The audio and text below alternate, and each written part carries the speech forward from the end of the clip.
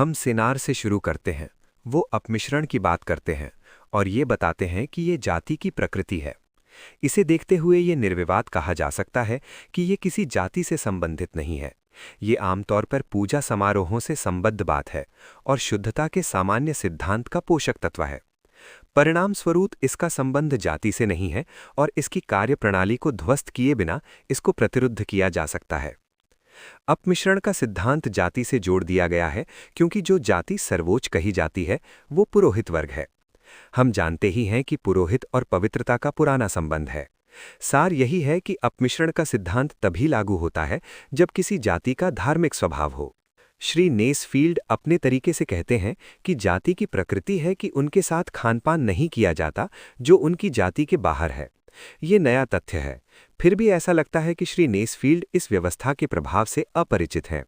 चूंकि जाति अपने में ही सीमित एक संस्था है, अतः वो सामाजिक अंतरंगता के विरुद्ध है, जिसमें खानपान आदि पर भी पाबंदी है। परिणाम ये निकलता है कि बाहरी लोगों से खानपान पर पाबंदी सकारात्मक निषेध का कारण नहीं है, बल्कि जाति प्रथा का परिणाम है, अर्थात भिन्नता का गुरुमंत्र है। इसमें कोई संदेह नहीं कि खानपान पर प्रतिबंध भिन्नता के कारण नहीं है, बल्कि ये एक धार्मिक व्यवस्था है। परंतु ये तत्व बाद में जुड़ा है।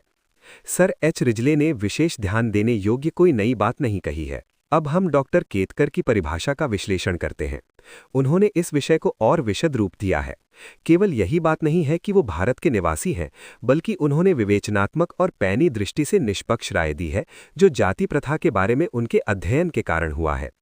उनकी परिभाषा विचारणीय है क्योंकि उन्होंने जाति तंत्र का विश्लेषण जाति प्रथा के आधार पर किया है और अपना ध्यान केवल उन्हीं लक्षणों तक केंद्रित रखा है जो जाति प्रथा के अंतर्गत जाति के अस्तित्व में अनिवार्य हैं। उन्होंने फालतू बातों की ठीक अवहेलना की है जो गौण और क्षणिक हैं। उनकी परिभाषा के बारे में ये कहा जा सकता है कि उनके विचारों में कहीं थोड़ी भ्रांति है, वैसे उनमें विशदता और स्पष्टता है। वो रोटी बेटी के व्यवहार में भेदभाव की बात कहते हैं। मेरा कहना है कि मूल बात एक ही है, रोटी से भी परहेज है और बेटी व्यवहार से भी। पर डॉक्टर केतकर ने बताया है कि ये है एक ही सिक्के के दो पहलू।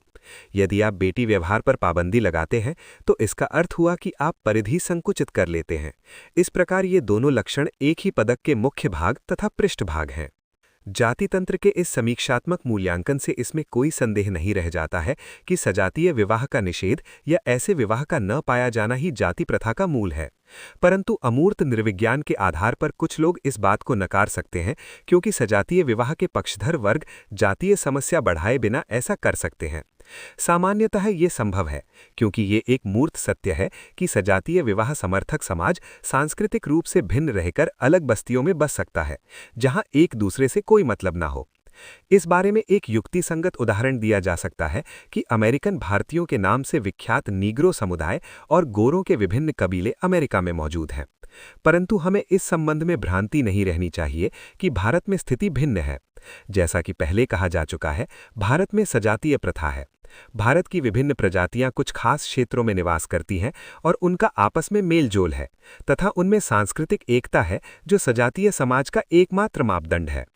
ऐसी सजातीयता को आधार मानने से जाति प्रथा एक नई समस्या का रूप धारण करती है जो केवल सजातीय विवाह समर्थक समाज या कबीलों से अलग स्थिति है। भारत में जाति प्रथा का अर्थ है समाज को कृत्रिम हिस्सों में विभाजित करना जो रीति रिवाजों और शादी व्यवहार की भिन्नताओं से बंधे हों। परिणाम स्पष्ट है कि सजातीय विवाह एकमात्र लक्षण है जो जाति प्रथा की विशेषता है। और यदि हम ये जताने में सफल हो जाएं कि सजातीय विवाह ही क्यों होते हैं, तो हम व्यावहारिक रूप से ये साबित कर सकते हैं कि जातियों की उत्पत्ति कैसे हुई और इनका ताना बाना क्या है।